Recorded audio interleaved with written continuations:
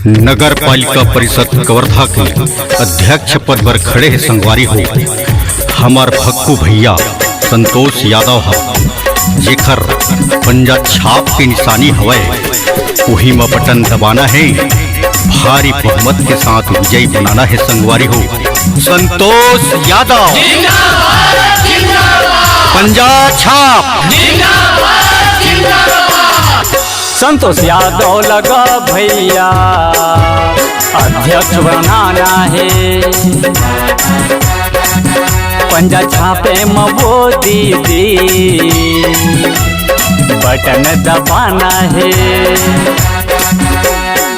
कतो भगाही गाँव गली घर माँ, कतो रिझाही रेंगत डहर माँ, ककरो बाते माँ बिल्कुल नहीं आना है, नहीं आना है। विकास करे बरगा भैया इला मुखिया बनाना है, जुर मिल के वो दीदी इला जिताना है।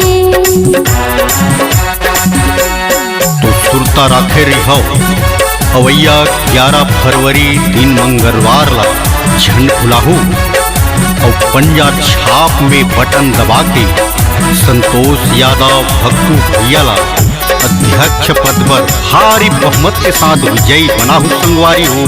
काबर के ही हमार नगर पालिका परिषद के विकास ला करवाही संगवारी हो। संतोष यादव जिंदाबाद जिंदाबाद, पंजा छाप जिंदाबाद जिंदाबाद। के आखी संगी खोरवा के बैसाखी गा, जन जन के हित करैया हक बलर दिन रातिएगा। संतोष यादव पंजा छाप,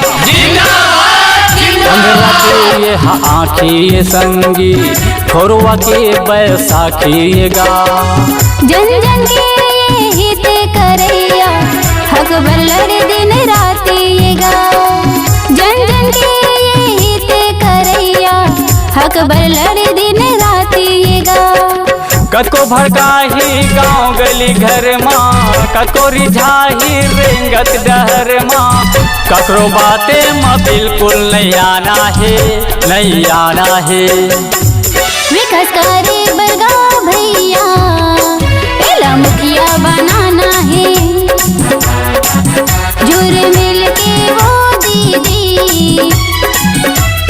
इला जिताना है। नए दौर की आंधी है अजमा कर देखिए, नए दौर की आंधी है अजमा कर देखिए। नगर पालिका परिषद कवर्धा का विकास होगा, जिता कर देखिए। सुरता राखेरी हो संगवारी हो हमार नगर पालिका परिषद कवर्धा के अध्यक्ष संतोष यादव भक्कू भैया ला झन बुलाहू पंजा छाप में बटन दबा के भारी बहुमत से विजयी बना हूँ। एहिला जुर्मिल जिताना है संगी, यही कराही विकास लगा।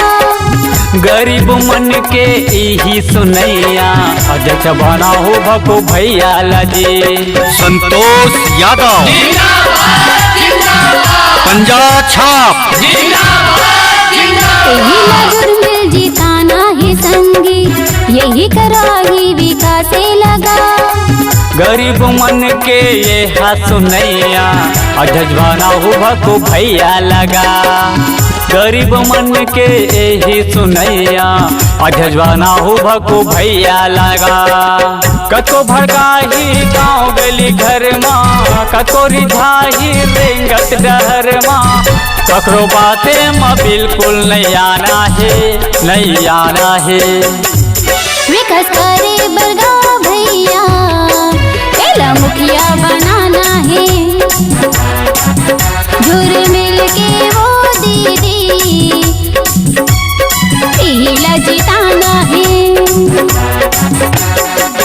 संतोष यादव लगा भैया अध्यक्ष बनाना है, पंजा छापे मबो दीदी बटन दबाना है। नगर पालिका परिषद कवर्धा के अध्यक्ष संतोष यादव भक्कू भैया अपील करत है संगवारी हो कवर्धा नगर पालिका अंतर्गत समस्त चौक चौराहे में आधुनिक सीसीटीवी कैमरा आम जनता की सुरक्षा के लिए लगवाया जाएगा ताकि आपराधिक गतिविधियों पर अंकुश लगाया जा सके एवं प्रशासन को भी सहायता मिल सके। और हमार भक्कू भैया एक ठो अपील करत है संगवारी हो कवर्धा शहर को क्लीन एवं ग्रीन सिटी बनाने के संकल्प लेवा थे। कवर्धा शहर में आवारा घूम रहे हमारी गौ माता के लिए सर्वप्रथम गौशाला का निर्माण करवाकर गौ माता की विशेष सेवा कर उन्हें सुरक्षित रूप से गौ माता की सेवा एवं रक्षा करने का संकल्प लेवा थे संगवारी हो। कवर्धा शहर में दुखद परिवार जैसे मृत्यु होने पर तत्काल आर्थिक सहायता राशि 2000 रुपये नगर पालिका अध्यक्ष की ओर से सहायता प्राप्त हो ही संगवारी हो।